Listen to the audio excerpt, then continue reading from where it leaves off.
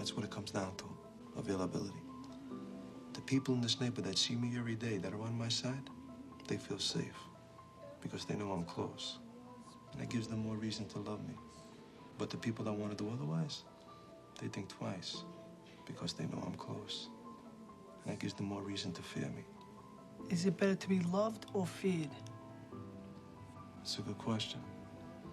It's nice to be both, but it's very difficult. But if I had my choice, I would rather be feared.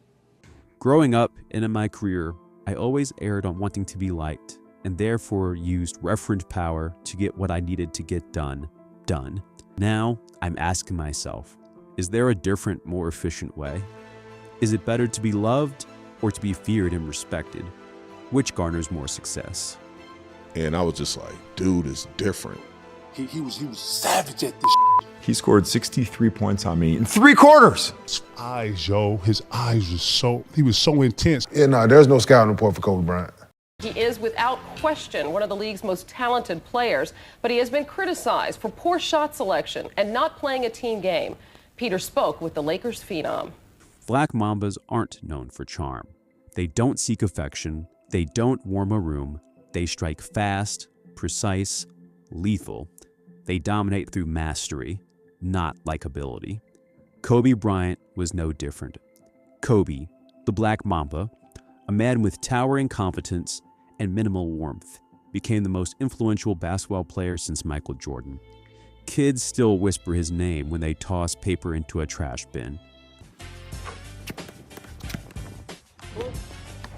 Founders and investors cite him when talking about work ethic. He turned basketball into a global culture of execution. Growing up, I thought Kobe could do anything. His mythology came from acts that bordered on unreal. Shooting left-handed after dislocating his right shoulder. Waking up Team USA's trainer at 4 a.m., already drenched in sweat. Like, where you going, bro? I'm going downstairs. I'm going to the gym. And in my mind, I'm like, what the This motherfucker Kobe was already like drenched in sweat. And we was like, oh yeah, he different. Like, man, it's 4 o'clock, man. I'm 5 o'clock, man. I'm going to sleep. I'll see you at practice. Walking over to his trainer and telling him to pop his finger back in after dislocating it, Kobe then proceeded to score 32 points in a victory.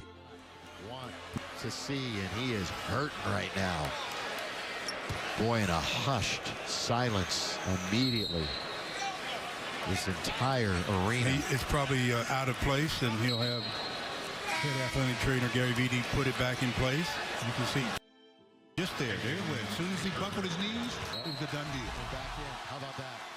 Isn't that great? And Kobe tearing his Achilles, getting up, standing on one leg, and sinking 2 free throws. Not because he just wanted to, but because his team needed him to. But the Lakers down by 2, and they want him and need him at the free throw line. Got it. Now this next, after this free throw, I'm going to be very curious to see how he responds, not backpedaling or whatever he has to do to get to the other end. If in fact he gets to the other end before a foul, maybe. Kobe became influential not just within the Lakers organization, but internationally, because his brand bled competence. Kobe just wasn't a performer.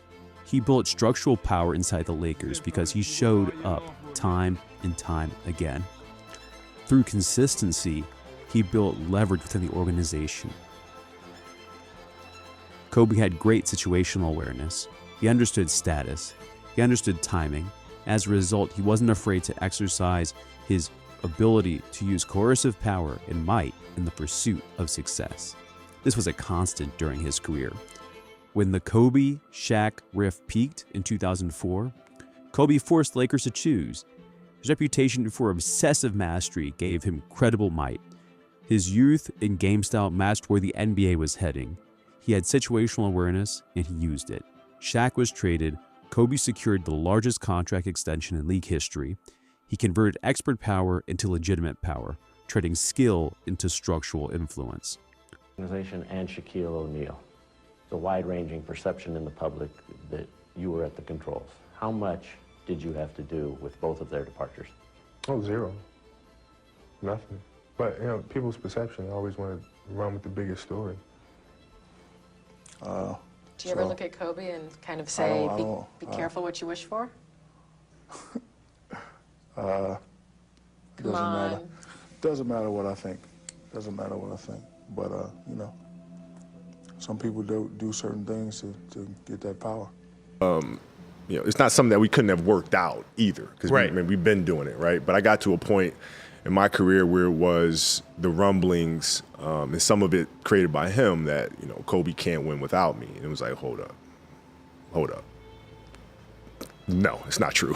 Right. It's not true. Right. And I'm not going to retire and have people hold that over my head. Mm-hmm. I said, no, let's find out. Yeah. So it was just time to go separate ways. Kobe really could do anything, and he started to lean more into his coercive power tactics.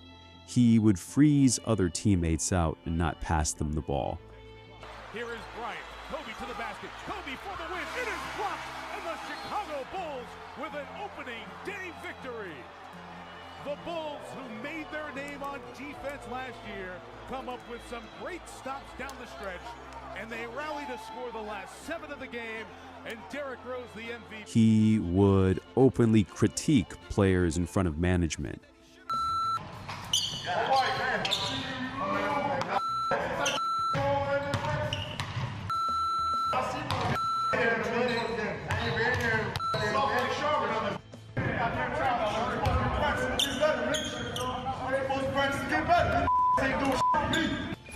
And it got so bad that at one point he didn't talk to another player, Smush Parker, for almost 2 years, stating that he needed more accolades before he could speak to him. You know, let me say what's up. You know, we sit next to each other every day in practice, sit next to each other every day for the game. And you know, the story has it, I tried to talk some small talk, and he shut it down. Yeah, so you can't talk to me, you need more accolades under your belt before you come talk to me. Those were his words. But you guys are actually teammates. Yes. And you're actually a starter. Yes. So, yeah, you don't have Kobe accolades, but you guys are on the same court at the same time. Yeah. Kobe's methods around trying to motivate his teammates borderlined on the extreme, but at the end of the day, it did get results. When I think about how this could apply to me, my thoughts are mixed. The first thought is that competence is the great multiplier of influence.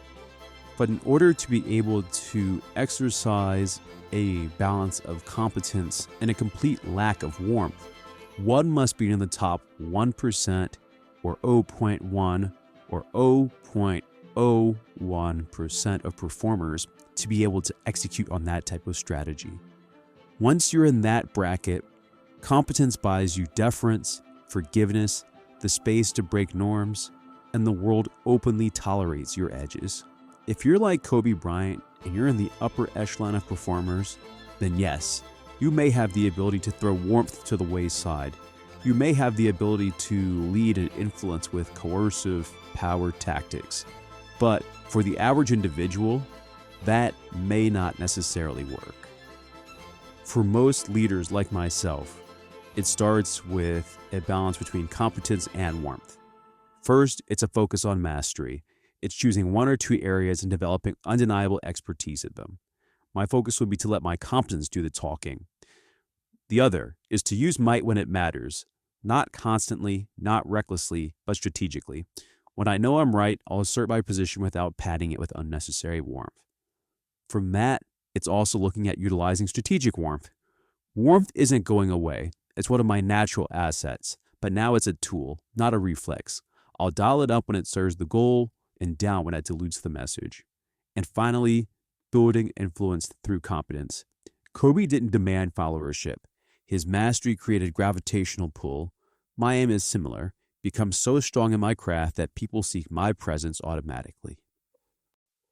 Kobe was such a master of his craft that he was feared and respected on the basketball court. As a result, it afforded him the ability to be a little bit less than warm to some of his colleagues. For most of us, we have to strike that balance between competency and warmth to get to our end goals. For us, we don't have the choice to be loved or feared. We have to strike a balance between the two when it matters most.